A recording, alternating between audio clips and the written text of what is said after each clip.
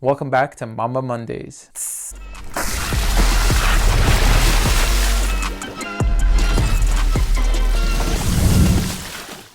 What's up guys, Vinny here with Sneaker Tweaker, and today we have the performance review on an all-time classic and one of my favorite Kobe's and just one of my favorite hoop shoes of all time, the Nike Kobe 5 Protro. Now, this shoe and I guess this colorway in particular is very near and dear to me. This is very sentimental to me. One, because it is a Kobe and I grew up in LA prior to moving to Utah and was a huge Kobe fan. And then later on, just after, watching Kobe my whole life, cheering for the Lakers, and then his passing and everything. But speaking of his passing, these shoes, so my birthday is January 27th, which is the day after Kobe's passing. So he, unfortunately, the accident that took place was on January 26th. And my brother and my sister, prior to all of that happening, they had come together because these were pretty much sold out everywhere as far as retail. They got on StockX and bought these for me for my birthday. Not only is this pretty much a precious gift to me from my brother and my sister, but it is the first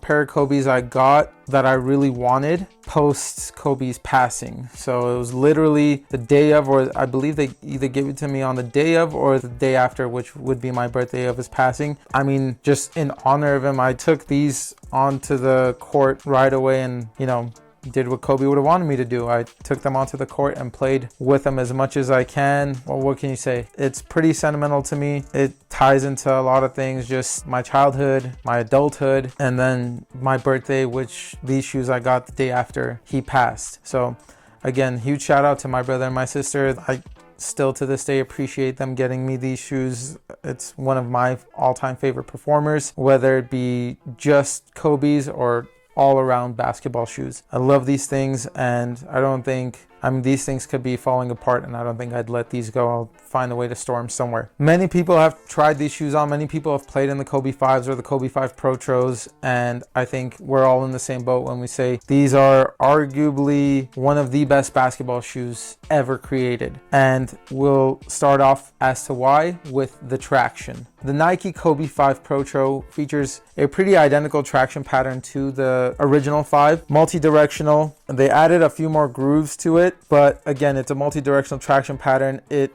works amazingly. It sticks to clean floors, dusty floors.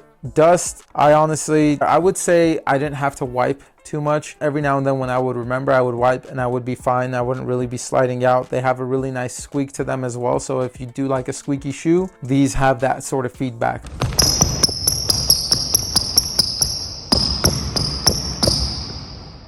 That's something that you can look forward to if you are wanting to get these. So hopefully they Protro a lot of these with the new deal between Nike and Kobe's camp and I guess Vanessa Bryant. Hopefully there's a lot more of these Protroed and we get a lot more Kobe 5s and just Kobe's in general. I think nothing would make hoopers happy than if Nike were to make Kobe's widely available, and I think that would be great for their pockets too, because I guarantee you make these available. And it's sad because when he was alive, Kobe's would have very easily sat, but Kobe's have easily become the most popular hoop shoes even that NBA players are wearing. If these were widely available, that would be super awesome. End of my segue. The traction works great. It's got a nice squeak to it. It's got that feedback. It is a pretty pliable rubber compound, so I wouldn't recommend taking these outdoors. I've only played in them indoors and there's already a good amount of wear on there where my strike zones are. So I wouldn't recommend taking these outdoors, especially if you are buying these resale, because tell you what, they're not cheap. They're like at least $300 if you're wanting to buy them resale. Great shoes, great traction if you are wanting to play in them outdoors. And I guess if outdoors is your only option and money is no concern, then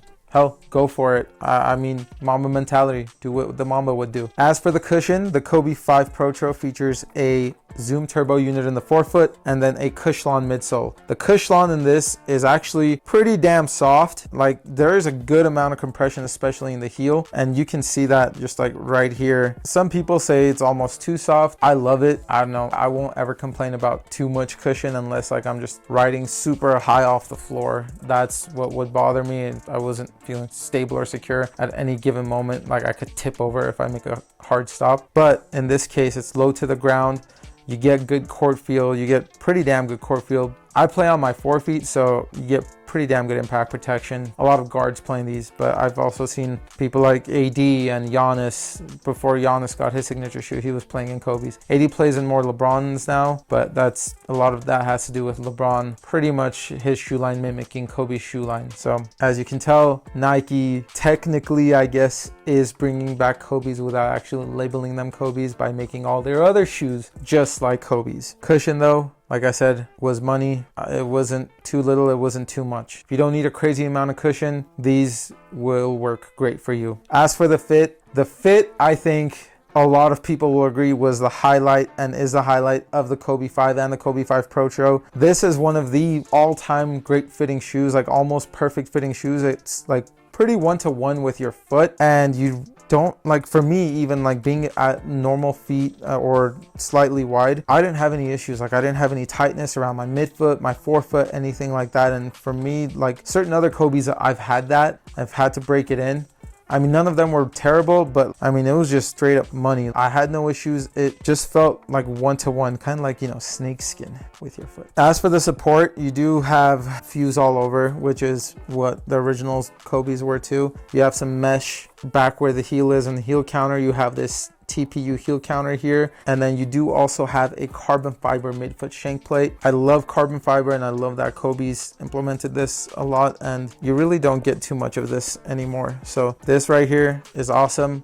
Helps with torsional support, so you really this doesn't bend, and the shoes overall with the materials just feel just amazing. And then on top of that, you do get like this nice, I don't know if you guys can see it, but you do have like the snake skin on the upper as well. It's not as prominent as the Kobe 6s. You really can't see it because it's not 3D, but there's snakeskin on here. The fuse on the toe cap and everywhere along with the mesh just helps keep this breathable and light, but it's also super supportive. So these shoes are really nice. I love the Kobe 5s, Kobe 5 Protros. And then the tongue also, there's a lot of perforations, so it helps with breathability as well. Now these, like I said, do feel super light, and I believe they are, I mean, I'm sure they're really light too, if I remember correctly. These do weigh in at about 11.6 ounces. Yeah, 11.6 ounces, and that's for a size 9. So if you are a size 9, 11.6 ounces, I would say that's more on the lighter side for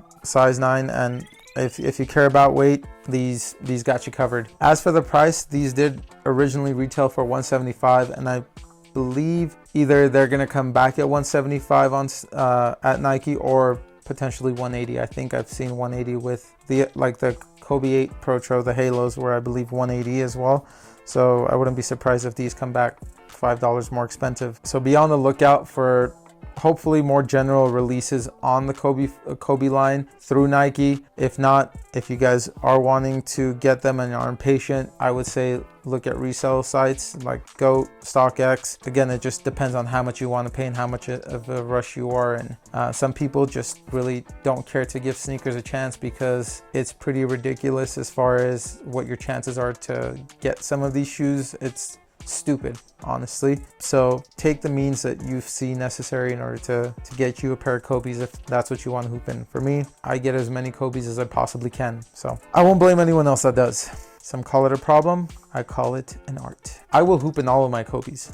A lot of these that you see over there that are in those glass cases have been worn, and I still tend to like switch them out every now and then. And like all of these, like pretty much they've all been worn. Like I love playing in Kobe's, and I will, if I'm not testing out a shoe, I'll break out a pair that I've really been wanting, like really been itching to play in, and just playing those. But like I said, these should retail newly probably for around $180. Resale will probably go for around $300 or more. Keep that in mind. If you've played in the Kobe 5 Protros or in the original Kobe 5s, let us know your experience down below. If there are any other shoes or Kobe's you'd like us to review, again, comment down below. For more content like this, please like, subscribe, and follow. We'll see you guys in the next one.